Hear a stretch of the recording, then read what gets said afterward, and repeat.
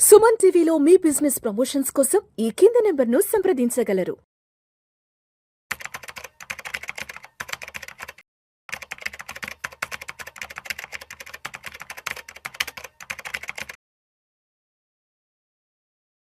అనిల్ గారు నమస్తే సార్. నమస్తే విష్ణు గారు. Welcome to Suman TV and welcome to Vishnu talks. Thank you so much for being with Vishnu talks. Thank you.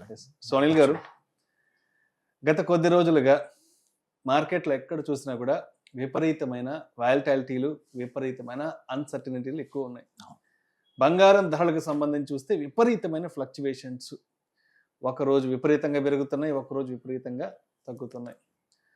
మరోవైపు చూస్తే యుద్ధాలు, ఈ యుద్ధాలు అసలు ఎప్పుడు ఆగతాయా ఏంటన్న క్లారిటీ ఎవరికి లేదు.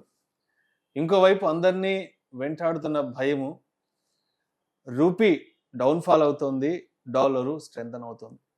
సో ఎక్కడ చూసినా సరే మార్కెట్ల చుట్టూ రకరకాల అనిశ్చితిని నెలకొల్పే పరిస్థితులు ఎక్కువ ఉన్నాయి. కాబట్టి ఇప్పుడు ప్రతి ఒక్కరిలో తలెత్తుతున్న ప్రశ్న ఏంటంటే, మన ఇన్వెస్ట్మెంట్స్ అనేవి ప్రస్తుతానికి ఇండియాలో చేసుకోవాలా, లేదంటే బయట దేశాల్లో ఇంకెక్కడైనా వేరే ప్లేసెస్లో ఇన్వెస్ట్ చేయాలి? అంటే ఇన్ని రకాల ఇబ్బందులు వెంటాడుతున్నాయి, ఇన్ని రకాల ఇబ్బందులు చుట్టుముడుతున్నాయి. కాబట్టి మన ఇన్వెస్ట్మెంట్స్ ఒక సేఫ్ జోన్లో ఉండాలి అంటే మన దేశంలో ఇన్వెస్ట్మెంట్ ఉండాలి, లేకపోతే బయట దేశాలు ఎక్కడైనా మనం వెళ్ళి ఇన్వెస్ట్ చేసుకోవాలన్న ప్రశ్న ప్రతి ఒక్కరిలో తలెత్తుంది. మరి దీనికి ఏం చెప్తారు, India or other foreign countries? Wonderful question actually. Especially context చూసుకుంటే ఈ ఒక్క నెలలో మార్చ్లో 2026 మార్చ్లో 1,15,000 కోట్ల ఎఫ్ఐఎస్ ఎగ్జిట్ అయిపోయింది. నెట్ ఎగ్జిట్ అంటే వాళ్ళు అమ్మేసి తీసుకెళ్ళిపోయారు వాళ్ళ డబ్బులు. అండ్ ఇంకొకటి ఏంటంటే నియర్లీ 3% ఈ ఒక్క నెలలో రూపీ వాల్యూ పడిపోయింది. ఈ ఒక్క నెలలో ఈ లాస్ట్ 3 monthsలో 5% పడిపోయింది. ఇప్పుడు 95 రూపాయలు దాటేసింది ఒక యుఎస్డి. సో ఈ రెండు కాంటెక్స్ట్లో సైమల్టేనియస్లీ యుద్ధ వాతావరణం వల్ల క్రూడ్ ఆయిల్ నియర్లీ 45-50% పెరిగింది. 60, 80, 75, $80 $120 వెళ్ళిపోయింది.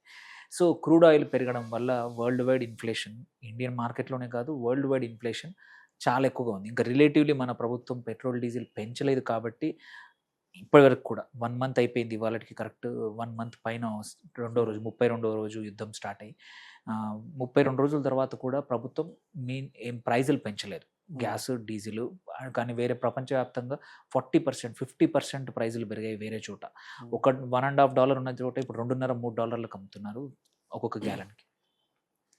ఆ లెక్కన చూసుకుంటే ఇన్ఫ్లేషన్ పక్క, బట్ కొన్ని ఏరియాస్ ఇన్ఫ్లేషన్ హిట్ అయింది, ఇంకొన్ని రోజుల్లో పెరగబోతోంది. ఇలాంటి టైంలో మరి యావరేజ్ ఇన్వెస్టర్ నేను ఎక్కడ పెట్టాలనే క్వశ్చన్ పక్కా వస్తుంది.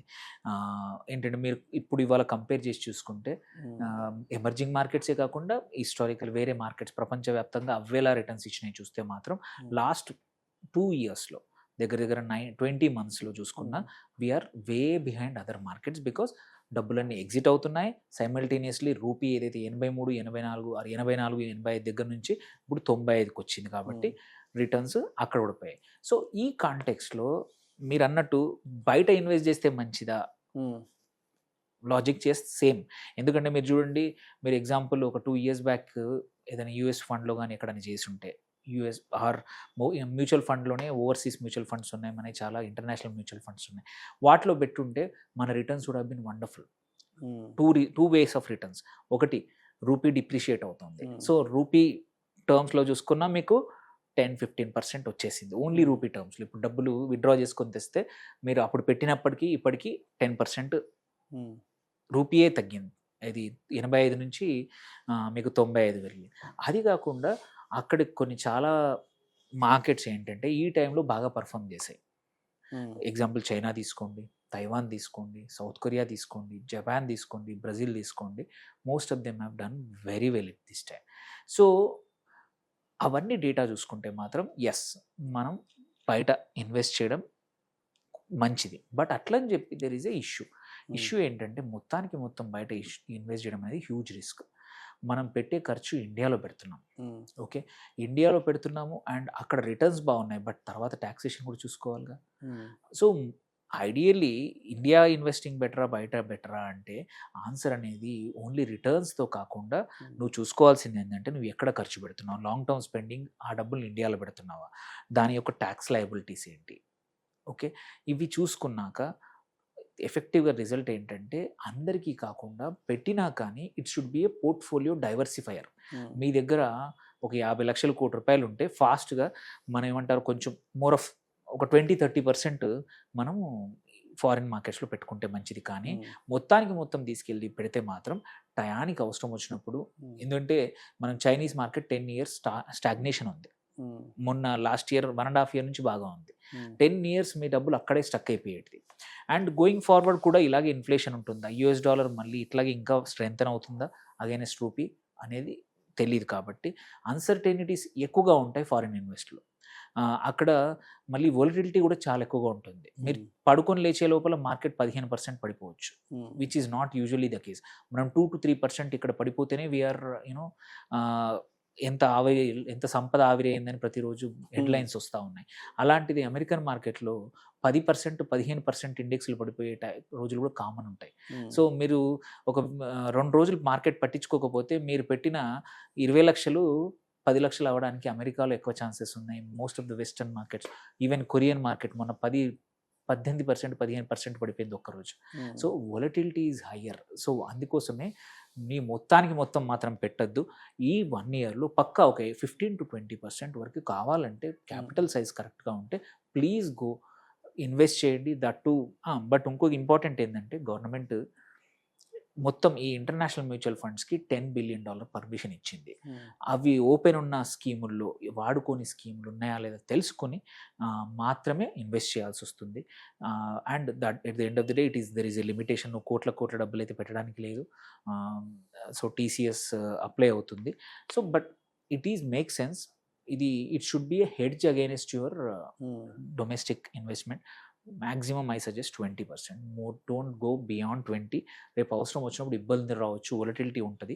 సో ఇట్స్ మా కంట్రీ రిస్క్ని డైవర్సిఫై చేసుకోవడం అనమాట. సో లైక్ మామూలుగా మనం యాసెట్ రిస్క్ని ఎట్లా 20% అక్కడ 20% చేసినట్టే కంట్రీ రిస్క్ నల్లిఫై చేసుకోవడానికి ఇండియాలో మీరు కొంచెం 80% పెడుతున్నారు. ఎందుకంటే ఇక్కడ కన్జ్యూమ్ చేస్తున్నారు. ట్యాక్సెస్ విషయంలో చూసినా ఎఫిషియెంట్గా ఉంటుంది ఇండియాలో. కాబట్టి ఇక్కడ 80%, 20% వేరే మార్కెట్లో అది కూడా కుదిరేంత వరకు మ్యూచువల్ ఫండ్స్ ద్వారా పెట్టుకుంటే ఈజీగా మనం ట్రాక్ చేసుకోవచ్చు. ఎగ్జిట్ అవ్వడం కూడా ఈజీ అనమాట. సో అనిల్ గారు, మరి ఎటువంటి మార్కెట్స్లో ఇన్వెస్ట్ చేయడం బెటర్? అంటే ఇప్పుడు మనకి ఏషియన్ మార్కెట్స్ ఉన్నాయి, యూరోపియన్ మార్కెట్స్ ఉన్నాయి. సో ఏ మార్కెట్స్ని చూస్ చేసుకోవాలి మనం? Very good question. మనం 20% వరకు అనుకుంటే అందులో మాత్రం నా సజెషన్ ఏంటంటే 50-50. మీరు అనుకున్న అమౌంట్లో 50% ఏషియన్ మార్కెట్స్కి, 50% యుఎస్ మార్కెట్స్ పెట్టండి. హిస్టారికలీ చూసినా యూరోపియన్ మార్కెట్స్ అంత ప్రెడిక్టబుల్గా మంచి రిటర్న్స్ ఇవ్వట్లేదు. ఓకే, అలాంటప్పుడు యుఎస్లో టెక్ స్టాక్స్కి ఒక 50%, ఇంకొక 50% ఇటు ఏషియన్ మార్కెట్స్లో కూడా ఏవైతే diversified Asian market. Most importantly ఏ ఒక్క కంట్రీకి మాత్రం స్పెసిఫిక్గా ఫుల్ అమౌంట్ పెట్టకూడదు. మీరు తర్వాత ఆ కంట్రీ పర్ఫామ్ చేయకపోతే యువర్ డబ్బులు will be stuck for few years. The other have a diversified Asian market index. Simultaneously ఇటు US మార్కెట్లో కూడా more of a concentrated portfolio కన్నా కూడా మచ్ మోర్ డైవర్సిఫైడ్ పోర్ట్ఫోలియో ఏదైతే ఉంటుందో అందులో చేసుకుంటే మనకేంటంటే ఓన్లీ 20% ఆఫ్ టోటల్ పోర్ట్ఫోలియో 10% ఏషియాకి, 10% మన యూఎస్కి ఇస్తున్నాము, మిగిలిన 80 ఇండియన్కి ఇస్తున్నాం.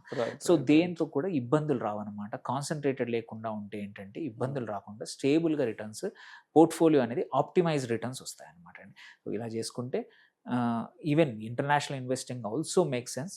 బట్ కాన్సన్ట్రేటెడ్ చేసి తర్వాత బాధపడడం కన్నా డైవర్సిఫై చేసుకోవడం మంచిది.